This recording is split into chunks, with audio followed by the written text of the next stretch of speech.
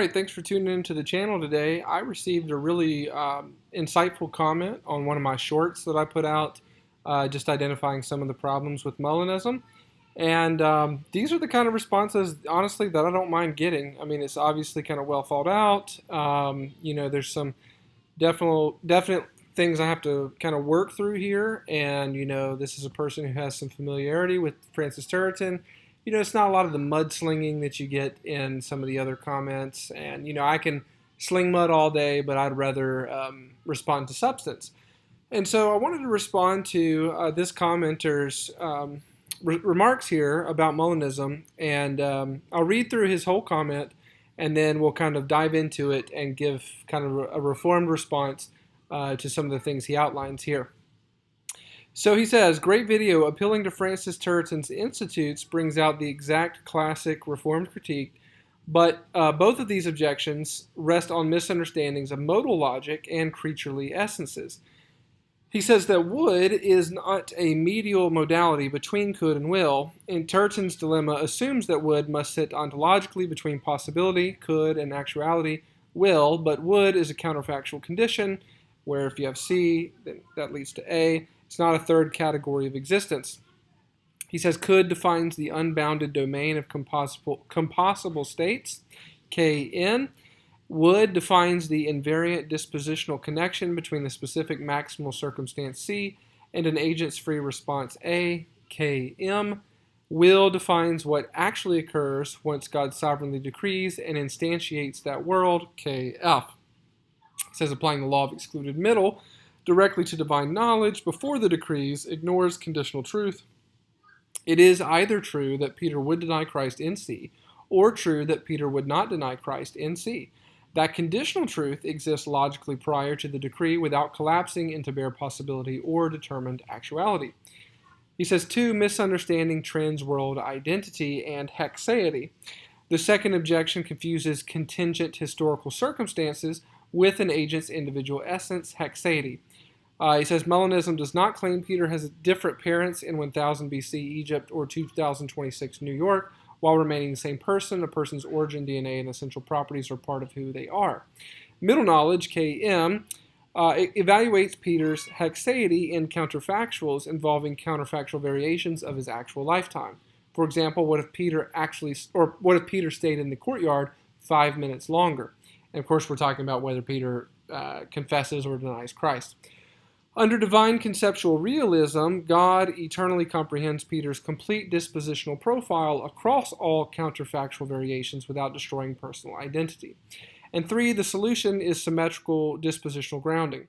Turretin's critique only succeeds if one views middle knowledge as a passive database of brute abstract facts. Under symmetrical dispositional grounding, counterfactuals of creaturely freedom and counterfactuals of divine freedom form a pre-volitional matrix where you have CCF, then CDF.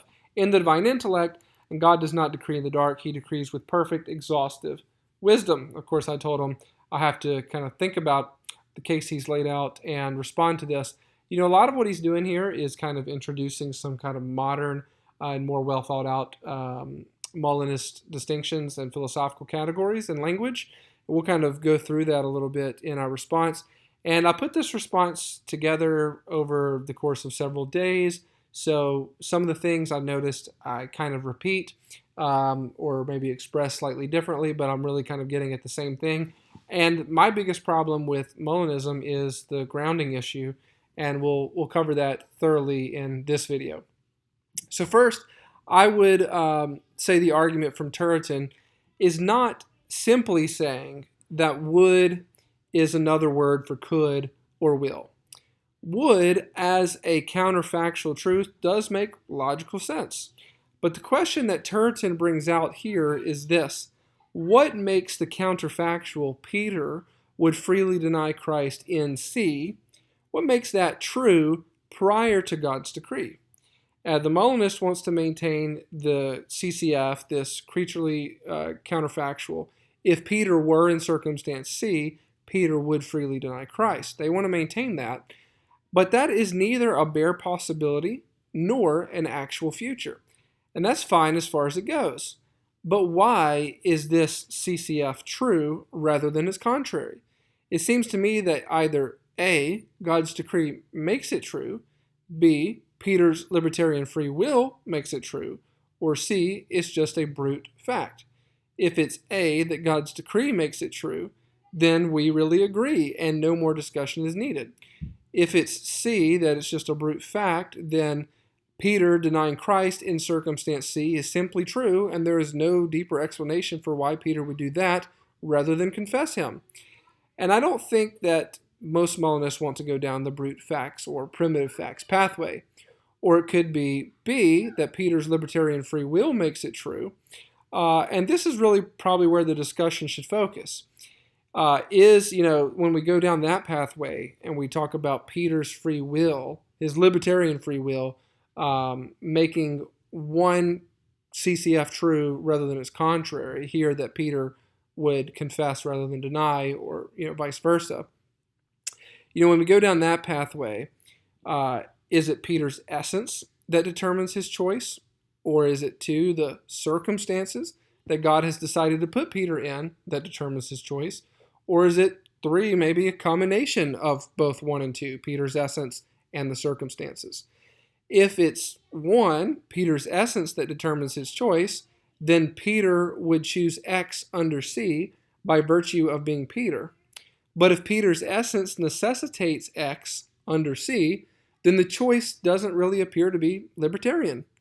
If it's 2, that the circumstances that God has decided to put Peter in determines his choice, then we're right back where we were with A, that God's decree makes that creaturely counterfactual true, right? So we're right back at that one, in which God's decree, the circumstance in which God determines around Peter, those are ultimately determinative of Peter's act to deny or confess X under C. If it's 3, that is a combination of Peter's essence and the circumstances in which God puts him in, then we have the problems of both 1 and 2. The essence and the circumstances both determine the choice X under C. And next, I really kind of think that my interlocutor here has changed the question. When he says that would, and let me find it here, it's not, where does he define it? Wood's a counterfactual condition. Turretin's dilemma assumes would must sit ontologically. Where does he put that? Oh, right here. Wood defines the invariant dispositional connection between a specific maximal circumstance C and an agent's free response A. So when he says this, I think he's changing the question. This creates a new question. What is the ontological status of this dispositional connection here that he's referring to? Peter's supposedly free in the libertarian sense. Then under exactly the same circumstances C, Peter could choose A prime, deny, or B prime, confess. If the circumstances and relevant state of Peter are identical, what makes C prime, Peter would deny, A prime, to be true, rather than C prime, Peter would confess, B prime, to be true, right? So let me state it in simpler terms. Peter's supposedly free. Under the exact same circumstances, he can choose to deny or confess. Those circumstances are identical, and what makes it the case that Peter would deny, what makes that true rather than Peter would confess? If the answer is that Peter's disposition makes that true, then we run into the same issue that we had with Peter's essence as above. We're just changing words around. Essence, disposition, haxeity. We need to explain how Peter's disposition fixes the counterfactual while not fixing the choice. A disposition normally explains behavior by virtue of some property of the thing. Think of glass. Glass has the disposition to shatter when it's struck. And there is an intelligible relationship between the nature of glass, or its essence there, and the circumstances being struck and the resulting behavior, which is shattering. But libertarian agency is precisely supposed to prevent this trifecta of circumstances, nature, and antecedent state from sufficiently determining the choice. If Peter's complete dispositional profile makes C deny true, then what happens if Peter is genuinely free in a libertarian sense with respect to C? We could say something like Peter's essence grounds the truth that Peter would choose A, while Peter's essence does not necessitate Peter's choosing A. That is possible as a stipulated philosophical position, but it is not an explanation yet. The obvious question still remains, why does Peter's essence ground A rather than B? He states, let me find it where I wanted to respond to this. Sorry. Somewhere where he says, under divine conceptual realism. There's so much in here to respond to. Right here, under divine conceptual realism, God eternally comprehends Peter's complete dispositional profile across all counterfactual variations without destroying personal identity. So when he says that, okay, fair enough, but the question is not whether God can know the counterfactual. A classical theist, which I hold myself to be, we would certainly say that God knows everything that can be known. The question is what makes the counterfactual true. God's knowing A prime that Peter would deny in this circumstance C doesn't itself explain why Peter would deny. God's knowledge is an epistemological issue. The grounding question is a metaphysical one. So moving to the next point of the comment, we really need to kind of discuss hexaity. And this is where he gets into, where does he talk about hexaity here? Sorry, kind of having to jump around here a little bit. Oh, point 2, misunderstanding transworld identity and hexaity. So in layman's terms, when we think about essence, this is kind of the quiddity or the whatness. It's the general set of properties that makes a thing the kind of thing it is. For instance, there's humanness as an essence in which we all participate in. The hexaity is the thisness. This is the specific non-qualitative property that makes an individual thing that exact unique individual and no other, even if it shares all its general qualities with someone else. You know, for instance, you could have twins. The twins are not the exact same person. There is a thisness to each one of them, even though they may share the same DNA, look exactly the same, come from the same household, etc. Of course, there are problems with hexaity. This is a term introduced by John Duns Scotus. Problems with it involve its invisible nature. There's a difficulty of tracking when a thing loses its identity and whether it solves the identity puzzle or just renames it. So you think about thisness, it has no features we can see, touch, or measure per se. For example, if you have a ship and you take off the parts and replace them, if we replace every single part of the ship, does it keep the same hexaity? And using this term, Duns Scotus, he wanted to treat individuality as a real positive, non-qualitative property existing in the external world. But he wanted to reject that strict nominalist view that only general names or purely isolated particulars exist. And I don't really find any conflict with the idea that God knows and creates distinct, unrepeatable individuals. I can affirm that. So, bypassing the problems with hexaity, when my commenter refers to it, it doesn't answer the central question. Suppose Peter's hexaity is H Peter, and we have circumstance C. He would say H Peter plus C, Peter would freely deny Christ. But why? If H Peter plus C, we have this individual hexaity Peter plus this individual circumstance C, if that is what denies, Peter denies Christ in that scenario, if that is necessitated, then libertarian freedom is endangered. If it is not necessitated, what grounds the truth of the conditional? The hexaity merely relocates the question. Why does Peter's hexaity have that counterfactual profile? Even granting my commenter's account of personal identity, what grounds the counterfactual truth? And we're going to return to that objection over and over and over. But really, should we grant so much weight to hexaity and transworld identity? This commenter's statement makes it sound as though there is a determinate Peter with a determinate actual lifetime that can simply be held fixed while various circumstances are varied. But hexaity doesn't by itself give you that much. A hexaity or thisness is supposed to account for the identity of an individual. Peter is Peter rather than Andrew or some other person. So the Molinist can say God knows that this particular individual, Peter, would do under various counterfactual circumstances. God knows that. That's a legitimate use of the concept, but it does not automatically tell us which features of Peter's history can be varied while Peter remains Peter, and that's really a separate question, which is kind of what I was calling out in my short video. Think about this. Consider Peter's father. Suppose Peter's father and mother reproduce in Jerusalem in AD 1.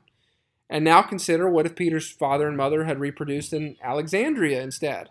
There are several possibilities. What if Peter has brothers and sisters? If one of his parents dies? If Peter's the second or the third or the fourth child, or if he's a twin? What if Peter's mother heavily drank alcohol during pregnancy, causing serious birth defects and disabilities for Peter?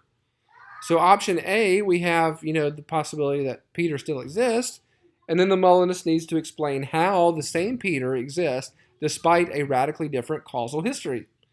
Option B is that a different person exists. Then the counterfactual is not about Peter anymore. And option C is that Peter doesn't exist at all. Then there's no Peter whose libertarian choice can be evaluated. So it can be Peter exists with a different causal history. There's a different person that exists. It's not Peter at all. Or there's just no person to evaluate. Peter just never exists at all. And this gets, progressively more complicated as we think about it. Suppose Peter's parents have never met, then Peter doesn't exist. Suppose they met 6 months later. Does Peter still exist? Suppose they had another child. We kind of mentioned this. And I kind of, like I said, I wrote this over several days, so I may have been repeating here. But in all this, does Peter really remain Peter? What if Peter's ancestors had migrated to another country 3 generations earlier? At what point does the counterfactual cease describing Peter? And Hexaity itself does not answer these questions. This is the famous problem of origin essentialism. For people, for persons, one might argue that Peter could not have had different parents and still have been Peter. Or perhaps Peter could have had the same parents but been conceived at a different time. Or Peter could have been conceived from a different sperm and egg combination. And there's different theories, that produce different boundaries around Peter's possible histories. And these aren't trivial details for the Molinist. And why is that the case? Because the creaturely counterfactual, the CCF, it needs to say something like this. If Peter were in circumstance C, Peter would freely choose A. But we first need to know what possible circumstances count as circumstances in which Peter exists. He says this, we want to keep everything the same with Peter. And he gives this example. What if Peter stayed in the courtyard 5 minutes longer? I think this is deceptively simple based on everything I've said before. That sounds innocuous because we are implicitly holding almost everything else constant. But notice how much metaphysical machinery is hidden in just this one example sentence. We're assuming that Peter exists, Peter has the same parents, Peter has the same basic history, Peter possesses the same relevant memories, Peter has the same bodily constitution, Peter has encountered the same people, Peter has the same psychological dispositions, Peter reaches the courtyard at the same time, and Peter stays 5 minutes longer in this particular CCF, in this particular counterfactual, and yet somehow that Peter is sufficiently the same Peter for the CCF to apply, this counterfactual of creaturely freedom, this would scenario. And I think that's a very thick, all other things being equal, ceteris paribus assumption. Molinism needs this kind of counterfactual space to be extraordinarily well defined if its CCFs, its would statements, are supposed to have determinate truth values. And there's a real serious problem here if the Molinist wants to make the actual lifetime too rigid. And notice here, he says, middle knowledge evaluates Peter's hexaity in counterfactuals involving counterfactual variations of his actual lifetime. Well, are we going to make that too rigid? Suppose the Molinist says that God knows Peter's complete dispositional profile across counterfactual variations of Peter's actual lifetime. Okay, well then we can ask, what exactly is included in Peter's actual lifetime? If actual lifetime means simply everything that happened to Peter, then counterfactual variation becomes very, very restricted. For example, Peter stayed in the courtyard 5 minutes longer, as our interlocutor proposed. Well, that might work, but maybe other details won't. Maybe other details do not work. The fact that Peter's parents moved to Egypt may not work. Peter's parents conceived him 6 months later. Again, that may not work. Peter's father made a different career decision. Again, maybe that doesn't work. Peter's parents never met. Well, this definitely does not work if Peter's origin is essential. So you can see how now we have an enormous hierarchy of possible counterfactuals with different identity conditions. The Molinists cannot simply say Peter's hexaity handles it and leave it simply there. Hexaity establishes who the individual is, but it does not itself establish the modal boundaries of the individual's history. And this becomes very problematic for this complete dispositional profile, which my interlocutor, my commenter here in the video, wants to maintain. His phrase, let me find it here, about Peter's complete dispositional profile here. Talks about the dispositional connection between the maximal circumstances, the agent's free response. Let's see. God currently comprehends Peter's complete dispositional profile across all counterfactual variations without destroying personal identity. All right. So what exactly is a complete dispositional profile? This whole phrase here is doing a lot of philosophical work.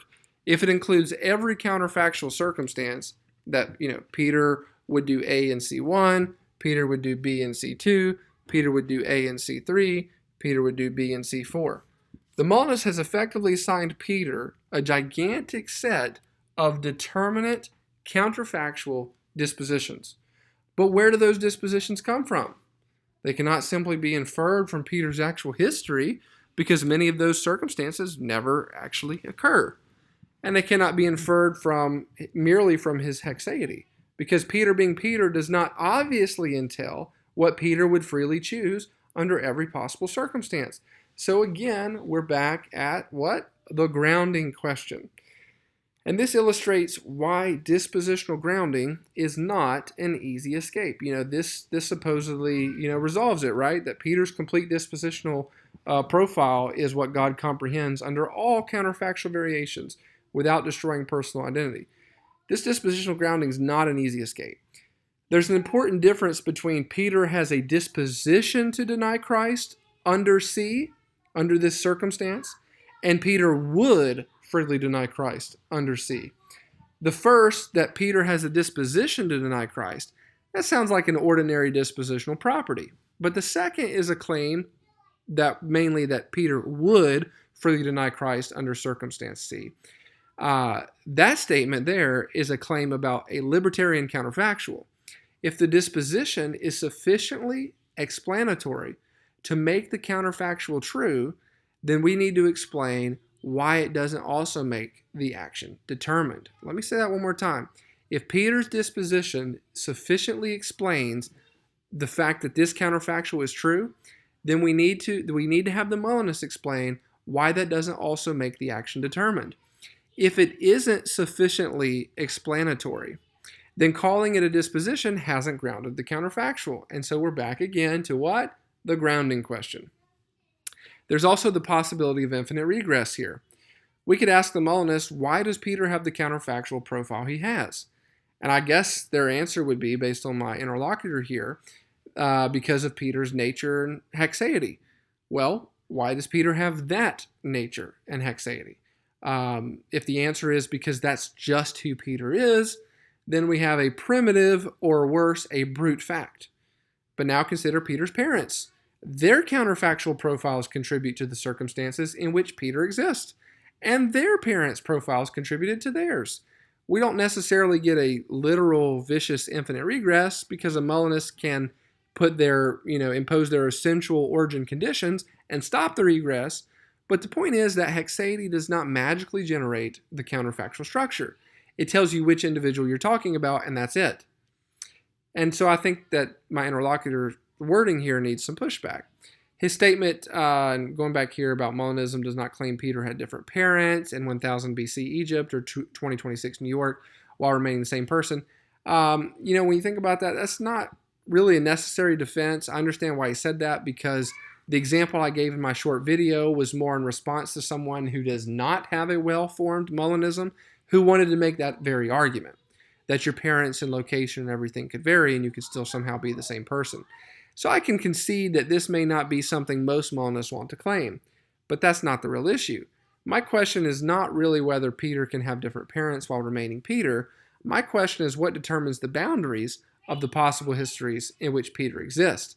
And once those boundaries are stipulated, what grounds the truth of the counterfactual of creaturely freedom, this would statement about what Peter would do, concerning what Peter would libertarian freely, let me say that again.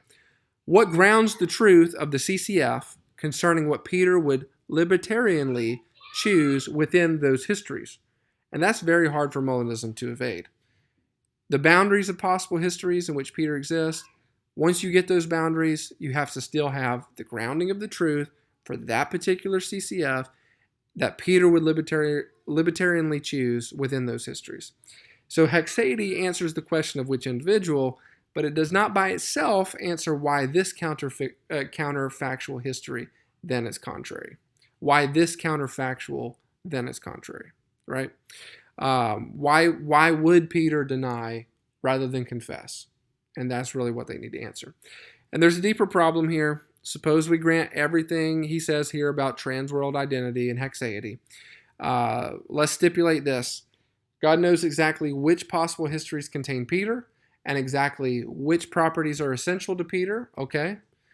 But they still haven't solved the grounding problem, because we can ask this, given this particular Peter, with precisely this history and precisely these properties, what makes it true that he would freely choose A rather than B?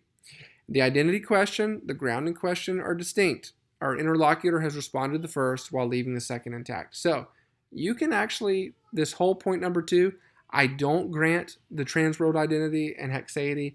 I don't think that provides grounding. But even if you don't want to get into all of that, you can still just come right back to the grounding problem.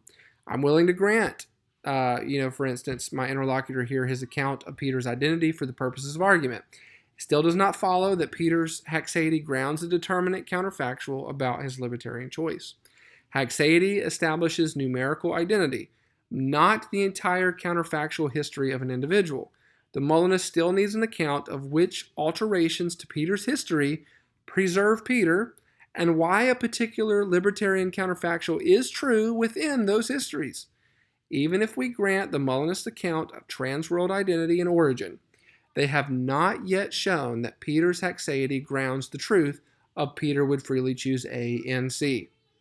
The identity question is distinct from the grounding question. We said that again. This gets us back to Turretin and his fundamental concern, which is really the source of futurition of any act. Molinism can give a very sophisticated account of which Peter God is considering across multiple possible worlds.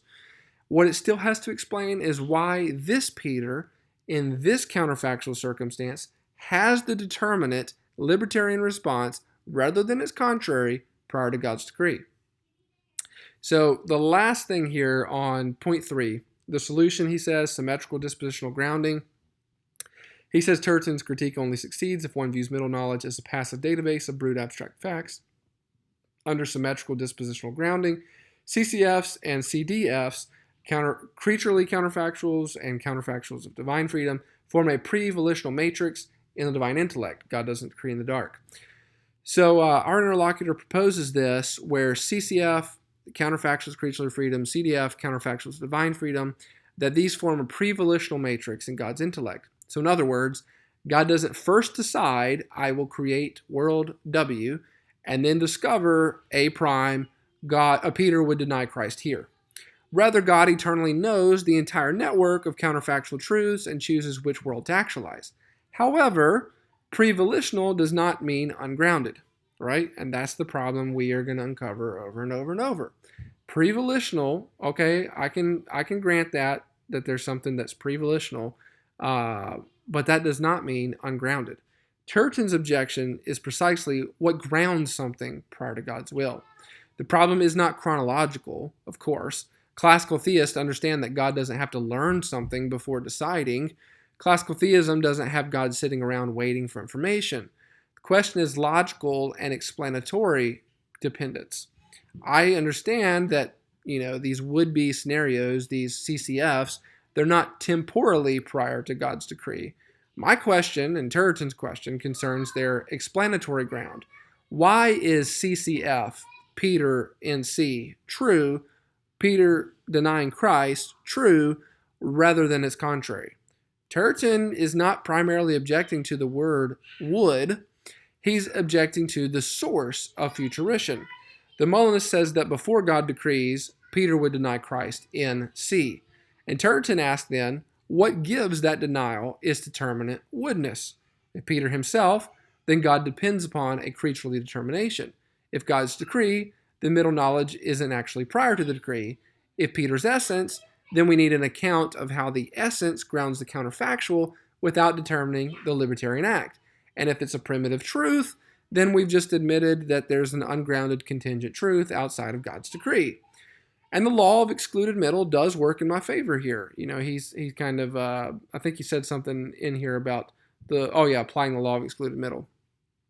Sure, I might not be able to simply say the conditional must be either could or will. That isn't how conditional logic works. I understand that. But if Peter were in C, Peter would deny is true or it is not true, right? That statement has the law of excluded middle all over it. Either if Peter were in C, Peter would deny, either that's true or it is not true. The law of excluded middle applies. Assuming bivalence, either CCF, Peter C, or the opposite is true. What makes one of those propositions true? Excluded middle tells us that one of the alternatives is true. It does not tell us why it is true. And some of the terminology he uses here needs some unpacking with this KN, KM, KF. KN is possibility, KM is counterfactual truth, and KF is sort of the actualized future. But merely naming three modal or epistemic categories doesn't establish that they correspond to three ontologically distinct grounds of truth. The important question is, what is the metaphysical grounding of KM, this supposed counterfactual truth? And that's what Turretin is pressing in his institutes.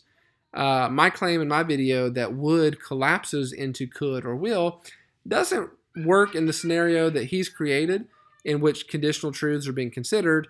For instance, we are pondering the truth value of sets of propositional statements as feasible without any grounding. Okay, sure, would doesn't collapse into could or will in that particular scenario.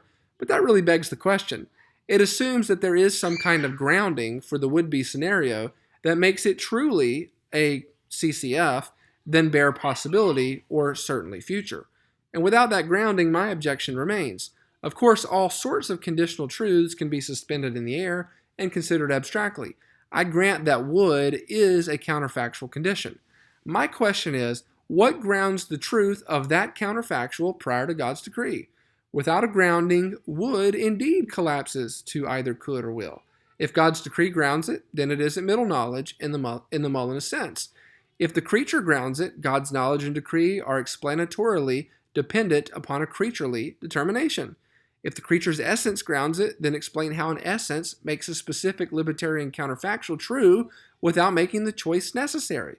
If it is a brute fact, then the futurition and counterfactual determination of the creature's free act is ultimately unexplained and not grounded in God. So the Reformed objection isn't merely that Molinism has trouble explaining counterfactuals.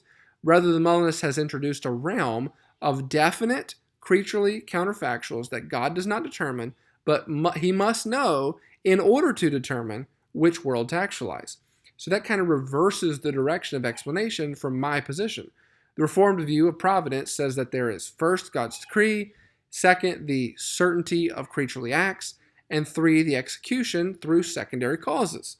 Molinism says that there are 1, truths about creaturely counterfactual acts. Why these are true has yet to be explained. 2, divine knowledge. 3, God's selection of a world. And 4, actual creaturely acts. Suppose that CCF Peter C is true. In this counterfactual, Peter would deny Christ if C. Well, suppose it is contingent, definite, and not grounded in God's decree. And 4, it's also not necessitated by Peter's nature. Then we've got a very interesting metaphysical object in Molinism, a definite truth about what a creature would freely do, which obtains independently of God's determining will. We can call this a counterfactual truth, but that name doesn't resolve the metaphysics. Is this truth grounded in God, in Peter, or in neither? Without assuming the premises of Molinism, that CCF stand ungrounded logically prior to the decree, it remains merely a possible state of affairs that Peter could deny, which is God's necessary knowledge, or if according to God's decree Peter denies, then it will come to pass, which is God's free knowledge. And so my original claim stands that unless we assume that CCFs have a grounding, then would collapses into could or will. In Molinism, the truth of God's knowledge is explanatorily dependent upon a creaturely counterfactual determination. The Molinists may wish to deny an epistemological dependence of God on the creature, but they have not dealt with the metaphysical explanatory defense, and Turretin's attacking that latter. Assuming the Molinist framework, they may successfully show that would is a genuine counterfactual category, but they have not yet shown that counterfactual truth to be metaphysically self-grounding. We've said this over and over. Without this grounding, indeed, there is no genuine counterfactual category, because it never will be the case that X circumstances will occur in which Peter confesses Christ. Rather, he's going to deny him. It was only ever a possibility in the mind of God. Such a counterfactual state of affairs, well, let me say that again. Let me back up again. Without assuming their framework, right, without their grounding, there's no genuine counterfactual category, because it never will be the case that X circumstances will occur in which Peter confesses Christ. It was only ever a possibility in the mind of God, such a counterfactual state of affairs, because God had not decreed it to be so. What I'm trying to say there is this hypothetical, this would-be scenario only ever existed as a possibility because God never decreed it to be. And outside of the decree, we can consider all sorts of propositional statements. Metaphysically, what makes one statement true and not another? Outside of answering that question, we are just playing word games with abstractions. In other words, I'm not denying that would counterfactuals are grammatically or even logically meaningful. I'm denying that Molinism has established an additional metaphysical state corresponding to them. There are counterfactual propositions such as if Peter were in circumstance C, he would freely deny Christ. I grant that such propositions can be formulated and that God can know them. But the mere existence of a counterfactual proposition does not establish a distinct metaphysical mode of divine knowledge. The question is what grounds its truth. And God knows what could be and what must be by virtue of his knowledge of himself and the possibilities inherent in creation. For example, Peter could deny Christ or Peter could confess Christ. These are possibilities, but neither has been made actual. God knows what will be, because God freely decrees and actualizes a particular order of things. For example, Peter will deny Christ. That's not merely a possibility, it has its futurition from God's decree. The point of my video is that Molinism says Peter would deny Christ under C. But if C is never actually decreed, then Peter never actually exists in C and never actually performs the counterfactual act. The proposition describes a possible order of things, not an additional order of actual reality. So again, we're back at could and possibility, something that could be the case that belongs to God's necessary knowledge. The Molinist is correct that Peter would deny if C is not semantically equivalent to Peter could deny, nor is it equivalent to Peter would deny. But I'm not merely saying that there are literally only two kinds of propositions, could and will, therefore would is meaningless. Rather, what I am saying is that there are only two divine epistemic grounds for contingent creaturely affairs. One, possibility, and two, decree and actualization, i.e. could and will. The Molinist has not demonstrated a third metaphysical ground merely by identifying a third kind of conditional proposition. I'm not denying the logical category of counterfactual conditional. I'm denying the metaphysical category of middle knowledge. There's a distinction there. Molinism is difficult to respond to because on the one hand, it seems like we're just discussing propositional statements, and on the other hand, we're discussing actual metaphysics. Molinism is not really saying God knows some interesting sentences containing the word would. Everybody agrees God knows those. Molinism says something much stronger. God possesses a distinct body of truths about what free creatures would do under counterfactual circumstances, and these truths are logically prior to God's decree and are not grounded in that decree. I grant the legitimacy of conditional statements. I deny that any Molinist has demonstrated its alleged metaphysical status. Let's take this statement. If Peter were in C, Peter would freely confess Christ. What makes that true? Suppose C is never actualized. Then there is no actual Peter in C. There is no actual confession. There is only the proposition, Peter would confess if C. So what is its truth maker? Is it true because it is possible? Then we've reduced it to Peter could confess if C, and that's exactly what we're saying. That's natural or free knowledge territory. Is it true because of God's decree? Then God decreed C and the corresponding act. And actually, I just misspoke there. If it's a possibility, it belongs to God's necessary knowledge. If it's because of God's decree, it belongs to his free knowledge. So is it true because of God's decree? God decreed C and the corresponding act. Now the truth derives from God's free knowledge and his decree. Is it true because of Peter's essence? Then we have the difficult problem we've been discussing. How does Peter's essence make a libertarian act determinate without determining the act? Is it a primitive fact? Then we have, as we mentioned already, a contingent truth about a creaturely free act that is true independently of God's decree and not grounded in the creature's determining nature. That's precisely the metaphysical entity that Turretin is challenging. Suppose God does not decree circumstance C. God can nevertheless entertain the proposition if C were actual, Peter would freely confess. But from the Reformed perspective, that proposition is not thereby a third kind of divine knowledge. It is a proposition concerning a possible state of affairs, i.e., what could be. God knows not only that C could occur, but what would follow if C did occur. That's perfectly compatible with God's necessary knowledge. If the consequent is understood as a hypothetical possibility rather than an independently determinate counterfactual truth grounded outside of the decree. If the monist says, but that's precisely the distinction, God knows the conditional before deciding whether to actualize it, to actualize C, well, then we have merely returned to where we've started with the grounding question. And so the deepest issue is actually the status of this word, would.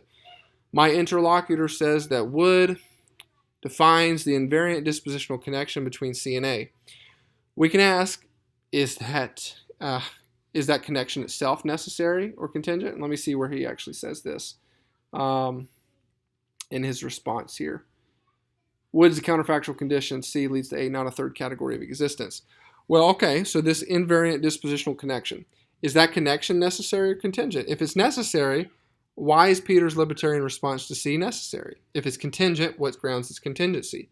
If the answer is Peter's essence, then why does Peter's essence contain that counterfactual rather than its contrary?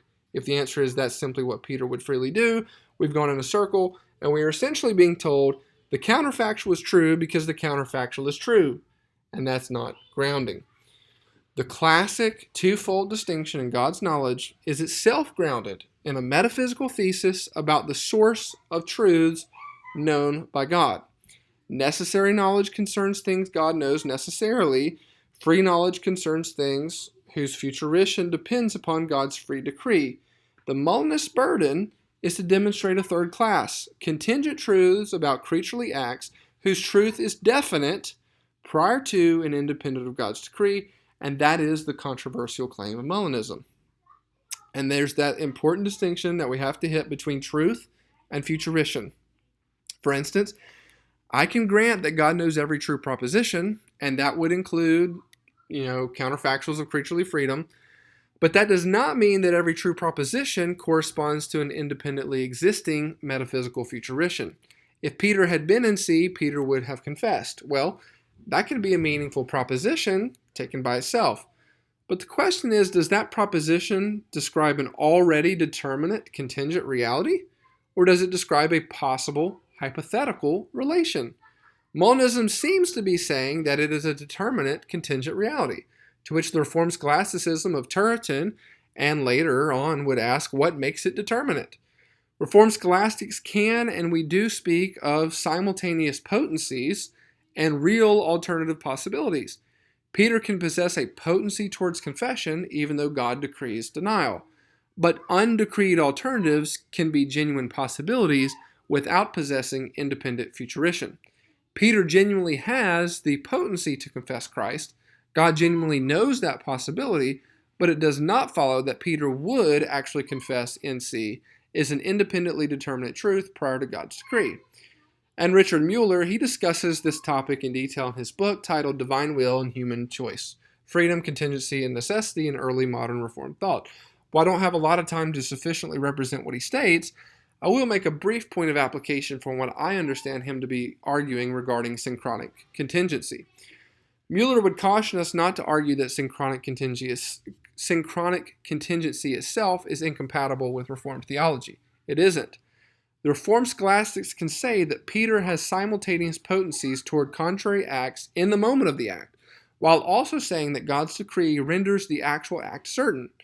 The decisive difference between the Reformed position and Molinism is not simply synchronic contingency versus no synchronic contingency. That is to say, at the moment of confessing or denying, Peter possesses potencies toward either.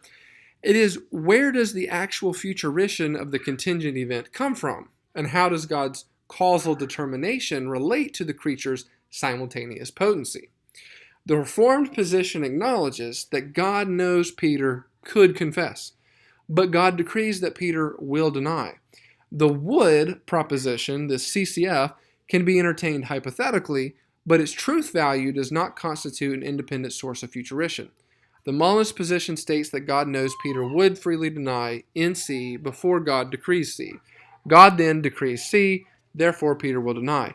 The crucial additional claim is the would was already determinately true before God decreed C. And that's the claim that Turchin rejects, and I was simplifying in my short. The scholastic distinction that is important here is between possibility and futurition. The Reformed position does not have to deny that God knows. If Peter had been in C, he could have done A. Nor does it have to deny that God knows all the relevant modal relationships among things. The question is whether there is an independently determinate fact that Peter would infallibly and libertarianly do A in C before God has decreed C and A. The Reformed theologians can say Peter's identity, nature, powers, circumstances, etc., they all establish a real modal space of possibilities, but the actual futurition of one contingent act comes from God's decree. Thus, Peter's haxeity tells us who Peter is, Peter's nature and powers establish what Peter is capable of doing, and God's decree establishes what Peter will actually do. The Molinist wants to insert Peter's haxeity and his dispositions. This establishes what Peter would freely do under every possible circumstance. And this is precisely what needs to be demonstrated rather than assumed. And to summarize then, I'm not arguing that the word would, is meaningless or that counterfactual conditionals collapse linguistically into could or will. Of course, Peter would confess if C is a genuine conditional proposition. The question is whether there's a third metaphysical category of divine knowledge corresponding to that proposition. For that to be middle knowledge, the counterfactual must be determinately true prior to and independently of God's decree. But what grounds that truth? What grounds its truth? If it is merely possible, it belongs to God's necessary knowledge. If God decrees the circumstances and act, it belongs to God's free knowledge. If something in the creature determines the truth of the counterfactual prior to God's decree, then the futurition of the act originates in the creature rather than God, and if the counterfactual is simply a brute contingent truth, then we have introduced a realm of determinate contingent truths that is neither grounded in God nor necessitated by the creature. Merely calling this truth a counterfactual disposition, as my commenter did here, does not solve the grounding problem. Well, I know this was a long video. Thanks for watching. Hope you got something out of it. Hope it wasn't too repetitive. I couldn't put all this in a comment, but thanks for watching.